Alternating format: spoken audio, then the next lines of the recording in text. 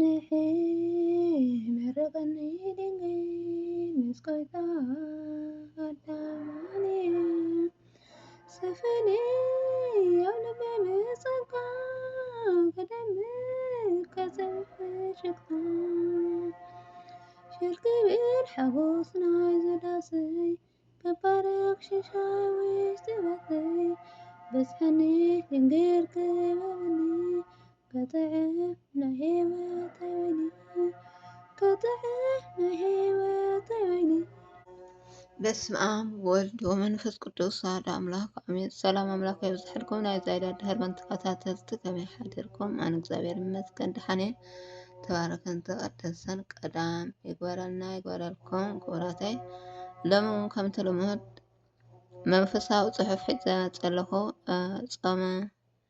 ጾም ስለ ዝኾነ ጥቅምታት ናይ ጾም ሒዘ መጸለኹ ሰናይ መከታተል ጾም ንሓይሊ ኣጋንንቲ ተደክመሉን እትስዕረሉን ናይ መንፈሳዊ ነዊት ኩናት እዩ።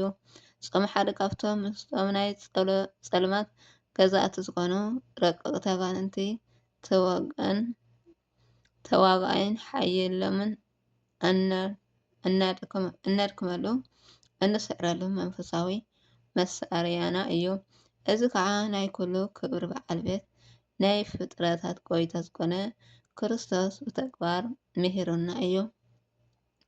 ጎይታና ኢየሱስ ክርስቶስ ከዓ እዚ ከምዚ ዝመስል ዓይነት ግን ብጸሎትን ብጾምን እንተዘይኮይኑስ ኣይወፅን እዩ ክብል ጾምን ኣጋንንትን ዝገስጽ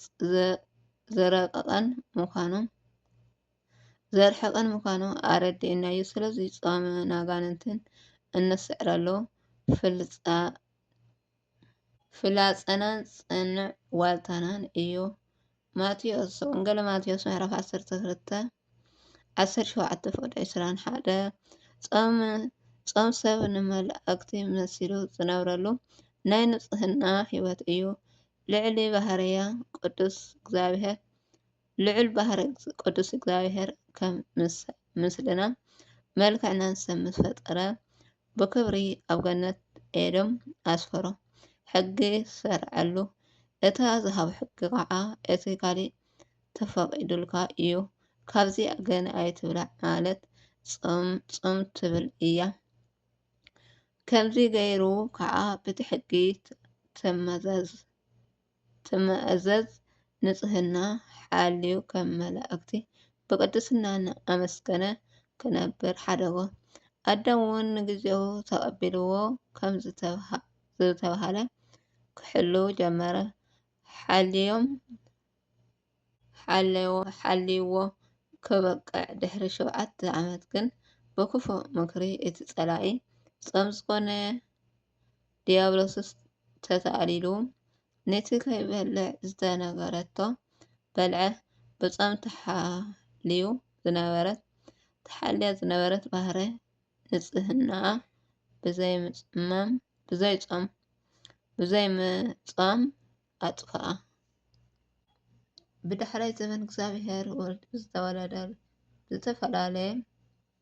ብተፈላለየ ኣካል ሰብ ኮይኑ ንዓና ከድሕን ናብዛ ዓለም ምስ መጸ ግን 40 መዓልትን ለይትን ጾይሙ ክሒስዎ እዩ።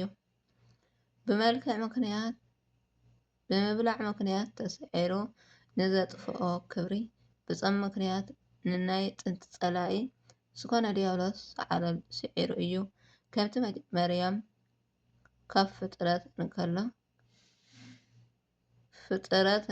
ጾም ዝሰርዐሉ ድሕር ንዓኡ ንምድሓን ሰብ ምስ ኮነ እውን ከምኡውን እጾም መጀመርታ ገበረ። እዚ ከዓ ንጽህና ኣብ ምሕላው ጾምን ክሳዕ ክንደይ ጠቃሚ ምዃኑ ምእንቲ ከረድእ እዩ። ጾም ብንስሓ ናብ እግዚአብሔር ክምለስ ይረድእ። ጾም ናይ ጣዕሳን ሓዘንን ምልክት እውን እዩ። ሓደ ጸዋሚ ዘርኢ ጣዕሳ ሓዘን ከም ፍቃድ ኣምላክ እንተደኣ ኮይኑ ናብ ድሕነት ዘብጽሕ ንስሓ ይስዕበሉ። ካልኣይ ቆሮንጦስ ምዕራፍ 7 ፍቅዲ 10 ክሳብ 11 ንስሐ ማለት ድማ ናብ እግዚአብሔር ምምላስ ማለት እዩ። ነቢ እግዚአብሔር ቅዱስ ኢያኤል እግዚአብሔር እምበኣር ዕጅውን ብጾምን ብብክያትን ብቁዛምን ብምሉእ ልብኩም ናባይ ትመለሱ ክዳንኩም ዘይኮነ ልብኩም ደኣ ቅደዱ ይብል ኣሎ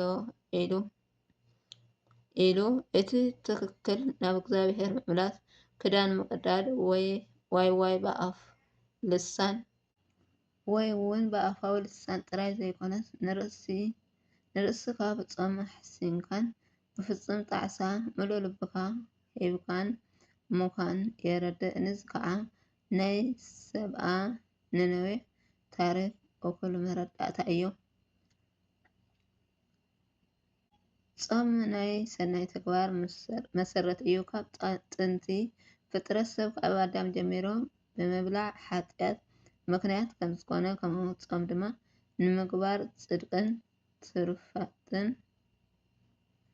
መሰረት እዩ። ነዚ ከዓ ባዕሉ ኣምላክና መድሃኒትና ኢየሱስ ክርስቶስ ቅድሚ ትምህርቲ ወንጌል ገይበረ ተኣምራት ኣቀዲሙ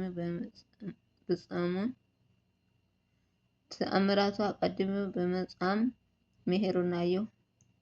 ቅዱሳን ሐዋርያት እውን ጎይታና ከም ዘምሃሮም ንዑ ኣብነት ገይሮም ቅድሚ ዝኾነ ይኩን ተግባሮም ብጾም እዮም ጀሚሮምዎ። ግብረ ሐዋርያት ምዕራፍ 13 ካብ ፍቅዲ 2 ክሳብ 13 እዚ መሰረት እምበኣር ንሕና እውን መንፈሳዊ ይኩን ስጋዊ እዋናዊ ንዝኾነ ውጥነትና ብጾምን ብጸሎትን እንተጀሚርና ኩሉ ውፅኢታዊ እዩ ዝኸውን። ጾም ካብ እግዚአብሔር ጸጋን በረከትን እትሓፍሰሉ ብሓፈሻ ሰናይ ዘበለ ነገር እትቕበለሉ ዓውዲ ናይ ምህርቲ እዩ። ጾም ካብ እግዚአብሔር ጸጋ በረከት እንቅበለሉን መንፈሳዊ ዕብየት ዝመጻሉን ህያብ እዩ። ብጾም ጸጋ ዝርከብ ምሕረት ዝተገበረሎም ኣብ መጽሓፍ ቅዱስ ብሰፊሕ ተናጊረሎም። ሊቀ ነቢይ ሙሴ 40 መዓልቲ ለይትን ምስ ጾመ ካብ ኣምላክ ጸጋ ኣብ ልዕሊ ጸጋ ተቐቢሉ እዩ። ካብ ልዕለና ጸጋ ዝተልዓለ ከዓ እስራኤላውያን ተገሮም ኣትኪሮም ምርኣይ ክሻዕ ዝሰኣኖም ኮይኖም ገጽ ወልቦም እዮም። እቲ መንፈስ ሕጊ ዝሃቦውን ምጾም እዩ። ከም ነቢ ዳንኤል እቶም 3 መናእሰያት ሲድራቅን ሚሳቅ አብደናጎ እንተ ርኢና እውን ካብ ጥዑም ምብላዕ ናይ ንጉስ ተክሊሎም መንፈሳዊ ጥበብን ምስትውዓል ካብ ኣምላኮም ተቐቢሎም እዮም። ጾም ስለ ኃጢአት ገዛእ ርእስካ ወገናትካን ክትሓዝን ይግባእካ። ጾም ስለ ርእስካ ኣብ ስደት፣ ኣብ ማሰርቲ፣ ኣብ ጭንቀት፣ ኣብ ሕማም፣ ኣብ ዝተፈላለየ ሽግር ንስቃይን መንከራን ወዘተ ስለ ዘለዉ ወገናትካ ብምሕዛንን ካብ እግዚአብሔር ምሕረት ንምልማን ይጠቅም። ልበ ኣምላክ ቅዱስ ዳዊት ስለ በደል ርእሱ ንድሕነት ወዱ ከም ዝጾመ እዩ ታሪክ ዝነግረና። ካልኣይ ሳሙኤል ምዕራፍ 12 ፍቅዲ 16 ነቢ ኣዛርያ እውን ከምቶም ብበደልን ብብክያትን ኣብ ምርኮ ዝነበሩ እስራኤላውያን ዝተሰምዐ ሓዘን ጓሂን ብጾም እዩ ገሊጽዎ። ኣዛርያ ምዕራፍ 10 ፍቅዲ 6 ስለዚ ጾም ሕድገት ኃጢአት ረኪብካ ዘለዓለም ህይወት እትወርሰሉ ጸጋ እዩ። ብጾም ብዙሓት ሓድገት ኃጢአት ተገይሩሎም ካብ ቁጣዕ እግዚአብሔር እውን ድሒኖም እዮም። ንጽድቂ ዝጸውም ክጸግብ እዮም እሞ ብፁዓት እዮም። ወንጌል ማቴዎስ ምዕራፍ 5 ፍቅዲ 6 አሜን አሜን። ስለ ቃሉ ናይ ቃል ባለቤት እግዚአብሔር ኣምላክ ክብርን ተመስገነ ይሁን። ከምቲ እግዚአብሔር ቃል ዝብለና ኣብ ተግባር ክነውዕሎ እግዚአብሔር ይሓግዘና። ምንባብ ጥራይ ዘይኮነስ ኣብ ተግባር ክነውዕሎ ጾምና ጀሚሩ ዘሎ ጾምና ብሰላም ይወድአና። አሜን። መረቐኒ ድንግል መስኮይታ አዳማንኤል ስፍኒ ኣብ ልበይ ብጸጋ ከደምቅ ቀጽይ ብፍሽክታ ሽልክብል ኣጎስ ናይ ዝዳሰይ ገባረክ ሽሻዊሽ ተበተይ በጸኒ ድንግል ክበበኒ ከጥዕም ናይ ህይወተይ ወይኒ ከጥዕም ናይ ህይወተይ ወይኒ። አሜን አሜን። ስለ መዝሙርና መዝሙር ባርኩት። እግዚአብሔር አምላክ ተከብረን ተመስገነን ይሁን። ናይ እግዚአብሔር ቃል ሰሚዕና እግዚአብሔር አምላክ ኩሉ ኣብ ተግባር ክነውዕሎ ዓይነ ልቦናና ይክፈተልና። አሜን።